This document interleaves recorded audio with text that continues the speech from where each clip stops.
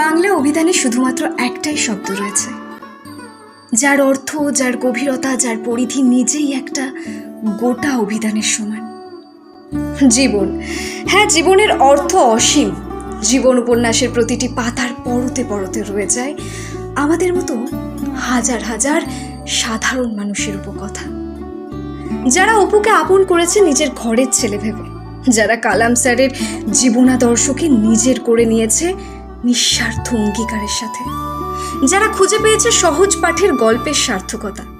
বাস্তবতার সাথে কাঁধে কাঁধ মিলিয়ে এগিয়ে চলার নামই জীবন নয়। জীবন মানুষকে কান্নার কারণ বলে দেয়। জীবন আমাদেরকে কঠিন থেকে কঠিনতর হতে শেখায়। জীবন বলে, তুমি ছুটতে থাকো, ছুটতে থাকো, ছুটতে থাকো, ততক্ষণ যতক্ষণ না তোমার ধমনীর শেষ ছুটন্ত রক্তবিন্দুটাও হাঁপিয়ে বলে, তুমি জিতে গেছো, তুমি জিতেছ। তোমার লক্ষ্য পূরণের ইমারতের প্রতিটা ইট যেন দাঁড়িয়ে থাকে তোমার জীবনের লড়াইয়ের ওপর। আর তারপর একদিন তুমি পৌঁছাবে ওই শীর্ষে, আর সেদিন গোটা বিশ্বের কাছে তুমি থেকে যাবে অমর এক জীবন যোদ্ধা রূপে।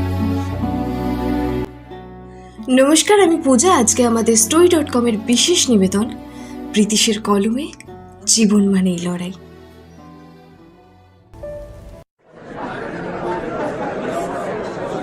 পুজোর বাজার, ভিড়, রাস্তায় গা গলানোর জায়গা নেই। বাসে ট্রামেও একই অবস্থা। হঠাৎ এই অসম্ভব ভিড় ও অগণিত মানুষের কোলাহলের মধ্যে থেকে ভেসে আসে এক লজেন্সওয়ালার ক্ষীণ কণ্ঠ। লজেন্সওয়ালা পিকুর সামনে আসতেই পিকুর বায়না শুরু। ও বাবা, লজেন খাবো, বাবা গো লজেন খাবো। তমালবাবু কিঞ্চিত বিরক্ত মুখে জিজ্ঞেস করলেন, লজেন্স কত করে? উত্তর আসে, 5 টাকা করে বাবু। রূঢ় কণ্ঠে তমালবাবু বললেন, 3 টাকায় হবে কি?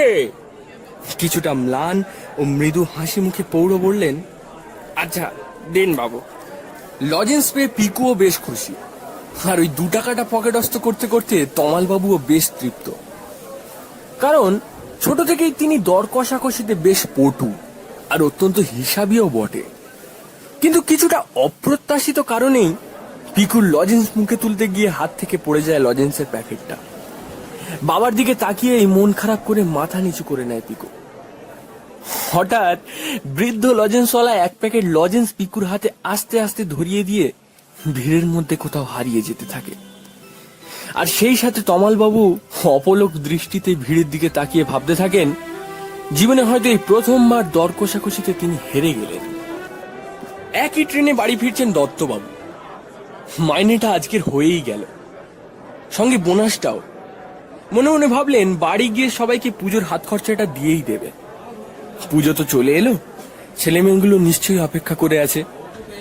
সারাদিনের পরিশ্রমের পর ক্লান্ত ও অবিশ্রান্ত শরীরটাকে টানতে টানতে বাড়িতে ঢুকলেন দত্তবাবু। ঘরের চারপাশে চোখ বুলিয়ে নিয়ে বলে উঠলেন, দিশা, এক গ্লাস জল নিয়ে আয় তো মা। হ্যাঁ গো, শুনছো রাহুল এখনো ফেরেনি? স্ত্রী বললেন, না, আজকে তার 2টো টিউশন আছে, ফিরতে দেরি হবে। মিনিট 20 পর বাড়ি ফেরে রাহুল। দত্তবাবু বলে ওঠেন, হাত মুখটা ধুয়ে আমার ঘরে আসিস তো রাহুল। হাত মুখ ধুয়েই বাবার ঘরে যায় রাহুল। বাবা তাকে একটা খাম দিয়ে বলেন, এই নে তোর পুজোর হাত খরচ রে। রাহুল অসম্ভব খুশির সাথে খামটা খোলে, আর তৎক্ষণাৎ রাহুলের মুখটা কিঞ্চিত বিষণ্ণ হয়ে ওঠে, আর খুশির রেখাটাও কিছুটা মিলিয়ে আসতে থাকে। বিরক্তির স্বরে রাহুল বলে ওঠে, বাবা, মাত্র 3000 টাকা? এই টাকায় আজকাল কিছু হয়? এই বলে দত্তবাবুর সামনে টেবিলে খামটা রেখে ঘর থেকে বেরিয়ে আসে রাহুল। আর সেই সঙ্গে ট্রেনে আস্তে আস্তে যে ছোট ছোট সুন্দর মুহূর্তের ছবি মনের মধ্যে সাজিয়েছিলেন দত্তবাবু, তাও যেন মিলিয়ে আসতে থাকে। অন্যদিকে কোচিং এর রুমটা বন্ধ করতে করতে মৃদু হাসি ফুটে ওঠে বিমলবাবুর মুখে। রাহুল বিমলবাবুর কাছে বাংলা পড়ে। সারাদিনের শেষে টিউশন ছেড়ে বিমলবাবু বাড়ির দিকে রওনা হন, আর বুক পকেটে হাত দিয়ে এক অদ্ভুত অকৃত্রিম খুশিতে ভরে ওঠে তার মন। সঙ্গে মুখে লেগে থাকে একটা অনাবিল হাসি, কারণ ছেলে মেয়েগুলো আজকে যার যা মাইনে বাকি ছিল সব মিটিয়ে দিয়েছে। মনে মনেই যেন বিমলবাবু বলে ওঠেন, যাক বাবা, 1000 টাকা হয়ে গেল, আর কোনো চিন্তা নেই। এ মাসে অন্তত মেয়েটার রক্তের জন্য কারোর কাছে হাত পাততে হবে না। আকাশের দিকে তাকিয়ে বিমলবাবু বললেন, হে মা দুর্গা, তুমি এসো মা, আর একটা বার আমার মেয়েটাকে দেখা দিয়ে যেও মা, দয়া করো মা, দয়া করো। বিমলবাবুর মেয়ে Soumili, thalassemia major, last stage. হয়তো এই পুজোটাই ওনার মেয়ের জীবনের শেষ পুজো। সত্যি বাস্তব যেন বড্ড কঠিন। হয়তো মেয়েটার শেষ দুর্গাপুজো, তবুও বিমলবাবুর কাছে তার পছন্দের কাপড় জামা নয়, প্রয়োজনের রক্তটাই অপরিহার্য হয়ে উঠেছে। জীবন তো চলমান, সুখ দুঃখ, ভালো মন্দ, হাসি কান্না সবকিছু নিয়েই তো জীবন। কিন্তু এই সমাজের প্রতিটা মোড়ে মোড়ে রয়ে যায় কিছু কিছু বৃদ্ধ লজেন্সওয়ালা, দত্তবাবু আর বিমলবাবুরা। এখানেই শেষ হলো আমাদের সমাজ থেকে উঠে আসা এক অনবদ্য গল্প, জীবন মানেই লড়াই।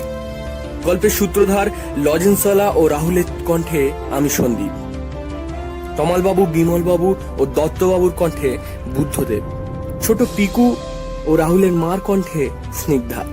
আজকের মতো এখানেই, দেখা হচ্ছে অন্য কোনো গল্পে, অন্য স্বাদে। ভালো থাকবেন।